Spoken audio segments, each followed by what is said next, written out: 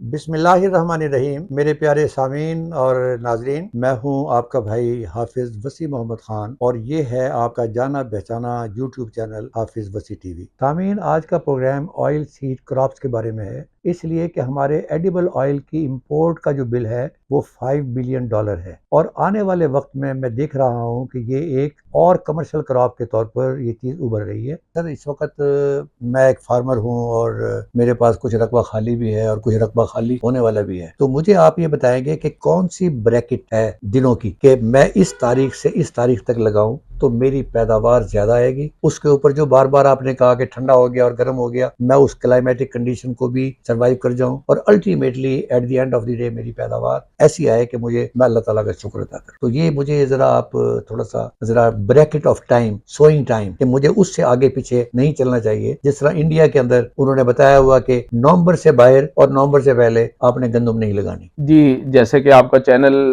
पूरे मुल्क में सुना जाता है, तो हमारे मुल्क के अंदर मुख्तलिफ मौसम होते हैं। तो एक तो ये है कि हम टू द पॉइंट बता दें कि बस ये विंडो है, उसमें सितंबर के आखिरी हफ्ते से लेकर अक्टूबर की 15 तक, ये तो फिक्स है ना कि इससे आगे ना जाएं। ठीक है। लेकिन अगर हम अपने पैदावार जब बढ़ानी है तो वो इलाके के लिहाज से भी थोड़ा सा, जैसे हमारे KPK है, वहाँ पे और मौसम है, वहाँ पे जो है सर्दी जल्दी आएगी, आगे थोड़ा सा और लेट आएगी। तो इस तरह जो हमारा जो अपर एरियाज है उसके अंदर 1 सितंबर के बाद आप राय अक़साम की जो सोइंग है वो कर सकते हैं और केनोला अक़साम को भी 15 सितंबर से आप 30 सितंबर के दरमियान कर सकते हैं। लेकिन जैसे ही आप लाहौर और उससे आगे आते हैं तो वहां पे आप जो राय अक़साम है वो सितंबर के लास्ट वीक में काश्त करें और जो केनोला अक़साम है, जो गोभी सरसों वाला केनोला है, उसे अक्टूबर के पहले हफ्ते में काश्त करें। और जो आरी केनोला जो लोग शॉर्ट ड्यूरेशन के तौर पर बड़ा लगाते हैं क्योंकि बाद में मकई लगानी होती है, इसे 15 सितंबर से 30 सितंबर के दरमियान लगा लें। और आगे जैसे जाएंगे आप जनूबी पंजाब के अंदर, तो टेम्परेचर वहां पे अभी ज्यादा है, तो उसमें आपने 1 अक्टूबर से राया और केनोला की काश्त शुरू करनी है और ज्यादा से ज्यादा 20 जो आपका अक्टूबर है उसमें का 1 अक्टूबर से लेकर 20 अक्टूबर। अगर इससे लेट करेंगे तो आपकी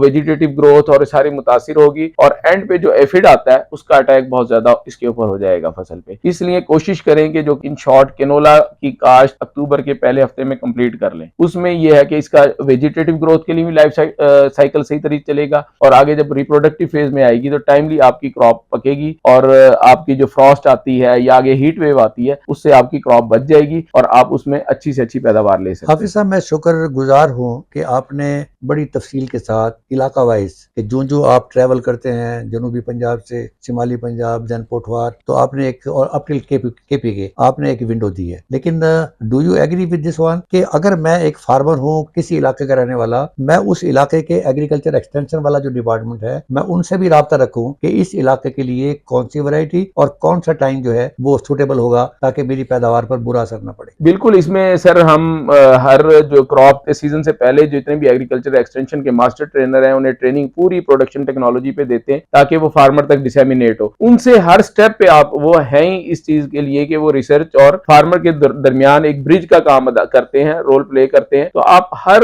स्टेप के ऊपर सोइंग पे आप सीड की सिलेक्शन उसमें ये देखें कि आपने आगे कौन सी फसल देखें। आप अगर मकई लगानी है तो उसमें सुपर राया या आप सुपर केनोला लगा लेते हैं तो आपकी मकई लेट हो जाएगी। उसके लिए आपने ऐसी वैरायटी की सिलेक्शन करनी है कि जो शॉर्ट ड्यूरेशन हो, जल्दी पककर तैयार हो जाए। आगे आपने अगर अप्रैल में लगानी है कोई चीज तो फिर आप लॉन्ग ड्यूरेशन आप सिलेक्ट करें। इसी तरह आपने अपनी जमीन को देखना है। अगर आपकी रेतली और नमकियात वाली जमीन है उसमें आप केनोला किस्म लगा लेते हैं तो वो आपकी कामयाब नहीं होगी और हो सकता है उसमें जर्मिनेशन भी ना हो। और वो किस तरीके से काश्त करनी है ऐसी जमीन के अंदर, इसी तरह वो राया, ये हर स्टेप के ऊपर आप जब उससे गाइडेंस लेंगे तो इंशाल्लाह आपकी प्रोडक्टिविटी भी बढ़ेगी और आपको चीजें जो इकोनॉमिकली भी आसान होगी। अच्छा, मेरे कुछ दोस्त कैरोला और ये सरसों ये लगाते हैं और एक बात पर वो बड़े खुश होते हैं। वो ये बात है, वो कहते हैं कि जितनी खेचल और जितनी हाई इनपुट्स हमें गंदम में देनी पड़ती है ये सरसों और राया और कैनोला के अंदर हमें नॉमिनल देनी पड़ती है। ये आप बता सकते हैं कि इसके लिए ज्यादा से ज्यादा जो प्रोडक्शन टेक्नोलॉजी है, इनपुट क्रॉप फर्टिलाइजर इनपुट, उसका क्या शेड्यूल है? ये गंदम के मुकाबले में अगर बात की जाए तो इसकी जो इनपुट्स की रिक्वायरमेंट है वो आधी है। उसमें सबसे पहले जो मेरी रिकमेंडेशन है वो ये है कि आप अपनी जमीन का सॉइल एनालिसिस कराएं।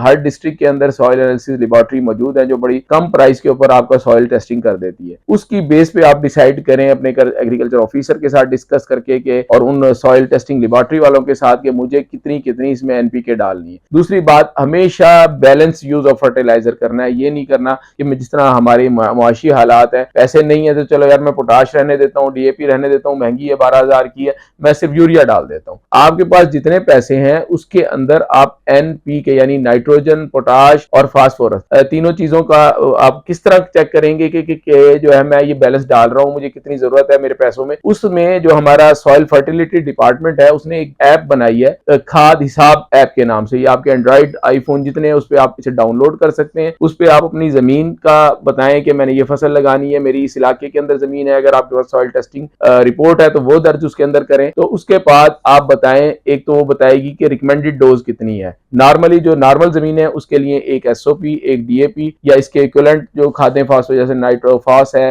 या एसएसपी है वो आप जमीन की तैयारी के वक्त डालेंगे। बाद में एक यूरिया है जो आप स्प्लिट करके डालेंगे, ये नॉर्मल है। लेकिन जब आपके पास पैसों की कमी है तो आप उसका खाद हिसाब ऐप के अंदर बताएंगे कि मेरे पास 10,000 है, 20,000 है या 30,000 है, तो उसमें कैलकुलेट करके बता देगी कि इतने किलो आप एसओपी डाल दें, इतने किलो डीएपी डाल दें और इतनी किलो यूरिया डाल दें। तो ये बैलेंस फर्टिलाइजर होगी। इससे ना सिर्फ आपकी प्रोडक्टिविटी बेहतर होगी बल्कि आपकी जमीन का स्ट्रक्चर भी बेहतर रहेगा। जब आप एक ही खाद उसमें डाल रहे होते हैं उससे आप सिर्फ पौधे को स्ट्रेस दे रहे होते हैं, जिसकी वजह से आपकी प्रोडक्टिविटी कम होती है। या पौधा अगर यूरिया दे रहे हैं तो उसने सिर्फ वेजिटेटिव ग्रोथ ही करनी है, तो फल नहीं लगना। तो पहले कोशिश करें कि अपना एनालिसिस करवाएं और उसकी रिकमेंडेड जो फर्टिलाइजर डोज है उसके मुताबिक करें। अगर आपके पास पैसों की कमी है तो बैलेंस यूज के लिए खाद हिसाब ऐप हर जगह मौजूद है, उसमें करके आप अपनी कैलकुलेशन करें और अपनी खाद इस्तेमाल। लेकिन बॉटम लाइन जो आपने फरमाई है वो तो ये है कि अगर मैं ये फसलें लगाता हूँ और उन जगहों पर लगाता हूँ जो मार्जिनल लैंड है, जो जिस पर मेरी गंदम जो है मैं अगर लगाऊंगा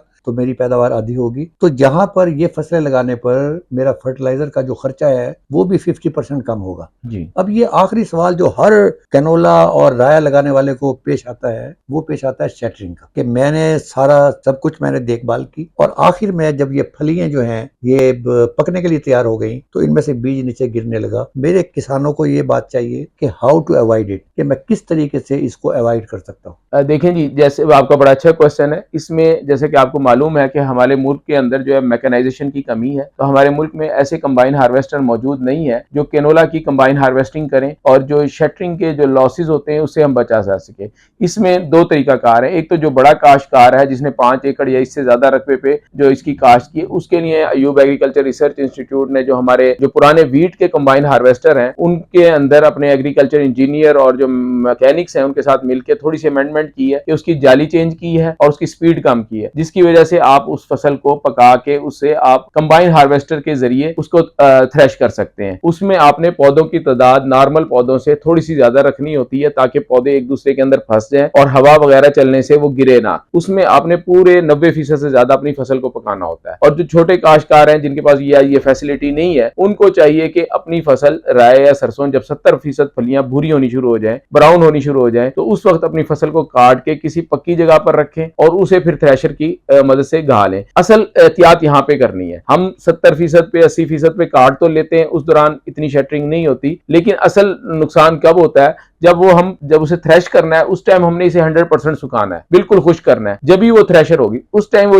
लेबर का बंदा वो जो गट्ठा है राय का या किनोला का उठा के लेके जाता है, तो उस टाइम वो पीछे दाने गिरते हैं सारे, तो वो नुकसान ज्यादा होता है। उससे अवॉइड करने के लिए आप अपने फील्ड में छोड़ने की बजाय जो छोटे खास तौर पे काश्तकार है किसी पक्की जगह पे उठा के अपनी फसल को फैला दें ताकि वहां पे खुश्क और जो नीचे गिरे तो हम उसे इकट्ठा कर सकें। और जो बड़े हमारे काश्तकार हैं जिनके पास 5 एकड़ या उससे ज्यादा रकबा है, तो वो कोशिश करें, गंदम के हार्वेस्टर हर जगह मौजूद हैं, उसके अंदर जाली चेंज होती है, थोड़ी सी उसकी स्पीड कम होती है, उसके साथ कंबाइन हार्वेस्टर की मदद से कटवाएं और अपनी प्लांट पॉपुलेशन जो आम जो 60,000 70,000 पौधे हैं उसे 80-90 हजार तक ले जाएं। उस तरह आप अच्छे तरीके से इसकी थ्रेशिंग कर सकते हैं और फसल गिरने से बचा सकते हैं। जी सर, मैं दिली तौर पर आपका शुक्रगुजार हूँ। मुझे सिर्फ आपने डरा दिया है कि ये गर्मी हो गई और सर्दी हो गई और सर्दी में ये हो जाएगा, गर्मी में ये हो जाएगा। कुछ ये मौसमियाती तब्दीली के लिए कोई बायो स्टिमुलेंट्स मार्केट में अवेलेबल हो जिससे पता चले जाएगा, अगर फ्रॉस्ट पड़ गई तो मेरी फसल बच गई, अचानक हीट आ गई उससे मेरी फसल बच गई, ऐसा कोई है? जी, बिल्कुल ऐसे ही है। जिस तरह देखें जब गर्मी पड़ती है हम भी मुख्तलिफ ड्रिंक्स का इस्तेमाल करना शुरू कर देते हैं, लस्सी या नींबू की शिकंजी पीना शुरू कर देते हैं, तो उससे गर्मी की हिद्दत जो होती है वो हमें कम महसूस होती है। और इसी तरह पौधों के अंदर भी जिस तरह पिछली दफ़ा फ्रॉस्ट का इशू आया खासतौर पर राई के लिए और उससे पैदावार मुतासिर हुए, तो उस टाइम ये है कि जब फ्रॉस्ट पड़ रही हो तो आपने पौधे की ज़मीन के अंदर एक तो नमी वो रखनी है ताकि उसमें आपका जो खुराक का सिस्टम है कोरे ने वो मुतासिर करना होता है। आपके जो जाइलम और फ्लोएम जो आपकी फूड और वाटर सप्लाई जो है डक्ट्स हैं इनको मुतासिर करते हैं, इसको आपने रवां रखना है। उसमें क्या होता है कि आप नाइट्रोफॉस जो है पानी के साथ अपनी जरूरत की जितनी आपने अगर ज्यादा यूरिया दे दी है पूरी उसकी डोज दे दी है तो कम कर लें। अगर आपकी यूरिया की डोज रहती है जैसे मैंने बताया कि आपने आधा आधा बैग देना है तो आप 10 किलो से 20 किलो तक या 25 किलो तक वो पानी के साथ फर्टिगेशन करें एक तो उसकी ताकि वो नीचे का जो सिस्टम है जड़ों का सिस्टम वो भी मजबूत रहे बाहर, और ऊपर से अमाइनो एसिड या बायो फर्टिलाइजर जो मार्केट में मौजूद हैं उनका आप हल्का स्प्रे करें जो स्टिमुलेंट होते हैं, जिसकी वजह से आपकी फसल स्ट्रेस में नहीं आएगी और जो उसका सिस्टम है जो ज़िया तालीफ का सिस्टम रुकता है या दूसरे जो अमल रुकते हैं तो वो खुराक आर्टिफिशियली उसको मिलती रहेगी और वो आपकी स्ट्रेस जो है उससे बच जाएगी। और यही चीज आपने जब हीट वेव आती है उस टाइम भी, क्योंकि गर्मी पड़ रही होती है, गर्मी की शिद्दत की वजह से वो फोर्स मेच्योरिटी की तरफ जा रहा होता है, वेजिटेटिव ग्रोथ नहीं हो रही होती या दाना डेवलप जो हो रहा होता है वो श्रिवल्ड हो रहा होता है वहां पे, तो जब आप नीचे से उसे थोड़ी सी खुराक देंगे और ऊपर से उसे कोई बायो फर्टिलाइजर या अमाइनो एसिड का स्प्रे करेंगे तो उससे आपकी जो फसल स्ट्रेस से बची रहेगी और आपको अच्छी पैदावार उससे हासिल होगी। हाफिज साहब, आपने वैरायटीज का बताया और माशाल्लाह ये वैरायटीज अवेलेबल भी हैं। मुझे ऐसा पता चला है कि ये असल आप लोग बहुत ज़्यादा काम कर रहे होते हैं लेकिन पब्लिक को पता नहीं होता। एक लफ्ज़ है बायो फोर्टिफिकेशन, और मुझे पता चला है कि आपकी इन वैरायटियों में ऑयल सीड क्रॉप्स के अंदर कुछ वैरायटीज आपने ऐसी भी डेवलपमेंट की हैं जिसके अंदर ओमेगा 9 और ओमेगा 3 जो है वो ऐड किया गया है उसकी प्रोडक्शन के अंदर। जहां आपको तेल मिलेगा वहां आपको ये बेनिफिट भी मिलेगा। एम आई राइट और रॉन्ग? जी बिल्कुल ऐसा ही है सर। हम उस पे एक तरफ प्रोडक्टिविटी पे भी काम कर रहे हैं और उसके साथ साथ ऑयल की क्वालिटी को बेहतर करने के लिए भी काम कर रहे हैं। जैसे कि आपको पता है ओमेगा 3 एक एसेंशियल फैटी एसिड है कि हमारी बॉडी खुद नहीं बनाती, हमें बाहर से इनटेक करना पड़ता है। तो हम ओमेगा 3 क्योंकि कैनोला में मौजूद है इसकी मिकदार उसमें बढ़ा रहे हैं, क्योंकि ये आपकी जो मुख्तलिफ एज की वुमेन हैं, बच्चे हैं, उनकी मुख्तलिफ ग्रोथ एंड डेवलपमेंट के लिए और आम जो मेन है उनको सबको जरूरत होती है कि ओमेगा 3 हो, क्योंकि कोलेस्ट्रॉल को भी कम कर रहा होता है, आपकी ग्रोथ और डेवलपमेंट को भी बेहतर कर रहा होता है। तो इसमें हमने एक वैरायटी बनाई है आरी कैनोला, जो न सिर्फ राय के अंदर पाकिस्तान की पहली वैरायटी है जो कैनोला वर्जन है, बल्कि इसके अंदर एक्स्ट्रा एडवांटेज ये है कि इसमें ओमेगा 3 12 से 14% तक है जो कि आम कैनोला में 7% तक होता है। दूसरी हमने जो कैनोला ग्रुप है या गोभी सरसों का ग्रुप है उसके अंदर हमने एक वैरायटी बनाई है रचना कैनोला। उसके अंदर ओमेगा 3 जो है वो 9% से ज्यादा है, जबकि दूसरी तरफ जो उसके अंदर ओलिक एसिड या ओमेगा 9 है जो ऑयल की स्टेबिलिटी को बढ़ाता है, जो आम कैनोला के अंदर 60% होता है, वो हमने उसके अंदर 70% तक ले गए हैं थ्रू कन्वेंशनल ब्रीडिंग के जरिए। तो जो लोग घर में या जो ऐसे ब्लड प्रेशर के पेशेंट और बहुत सारे लोग अब इसकी तरफ आ रहे हैं, जो शहजाद बसरा साहब प्रोफेसर साहब हैं वो भी जो है इसके ऊपर उनका भी काम है और वो भी इसके प्रमोट कर रहे हैं। उसमें आरी कैनोला और जो हमारी रचना कैनोला है ये इसका ऑयल एक्सीलेंट क्वालिटी का है, इसमें वो इस्तेमाल करें और उससे उनको खातिर ख्वाह फायदा हो रहा है जो लोग। सर, ये प्रोग्राम ख़त्म करने से पहले मैं अपना कोई तजर्बा शेयर करना चाहता हूँ। और ये हमने मुख्तलिफ पिछले साल ये कैनोला के ऊपर और सरसों के ऊपर ये सुरगाब जिसके बनाने वाले डॉक्टर जाहिद अता चीमा साहब मेरा ख्याल है आपके उस्ताद होंगे। जी बिल्कुल। हाँ, ये उसके साथ हमने NP के साथ मिलाकर किया था। It gave wonderful results. इसके 2 मरतबा एप्लीकेशन की गई थी। पहली एप्लीकेशन 25 दिन के बाद थी और दूसरी एप्लीकेशन थी 50 दिन के बाद। और 25 का मतलब ये था कि उसका बूटा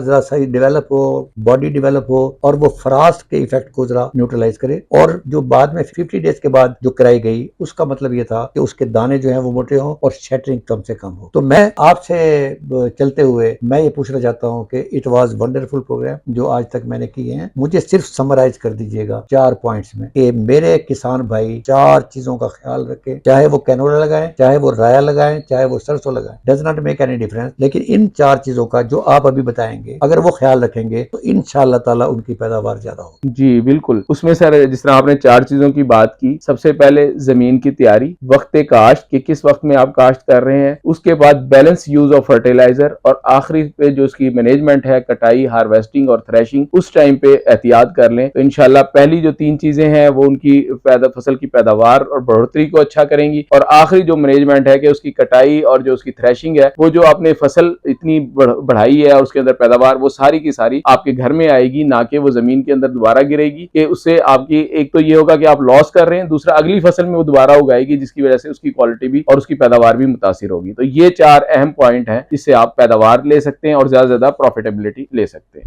हाफिज साहब, मैं आपका शुक्रिया अदा करते हुए गवर्नमेंट से भी एक दरखास्त करना चाहता हूँ। ये $5 बिलियन जो है वो मजाक नहीं है। ये इतनी बड़ी रकम जो है हार्ड कैश, ये हमें बाहर देने पड़ते हैं, और जो माल आता है उसके बारे में अल्लाह ताला बेहतर जानता है कि वो वैसा माल है या नहीं है जो पाकिस्तान में होता है। अगर गवर्नमेंट इसकी सरपरस्ती करे तो मुझे अल्लाह ताला की जात पाक से यकीन है कि पाकिस्तान न सिर्फ ये अपने लिए खुद कफील होगा, बल्कि यही चीज बाहर एक्सपोर्ट भी कर सके। बिल्कुल, इंशाअल्लाह। तो मुझे यकीन है कि मेरे किसान भाइयों को आज के इस प्रोग्राम से कुछ जानकारी मिली हुई होगी। इंशाअल्लाह ताला हम हाफिज साहब को एक मरतबा फिर बुलाएंगे जब आपकी फसल दरमियान में होगी, और ताकि आपको बताया जा सके कि कौन कौन सी एहतियात आपने करनी है, इसलिए कि ये $5 बिलियन का जो टारगेट है ये हमने अचीव करना है। मैं हाफिज साहब के साथ आप लोगों का शुक्रिया अदा करता हूँ। वमा अलैना इल्लल बलागुल मुबीन।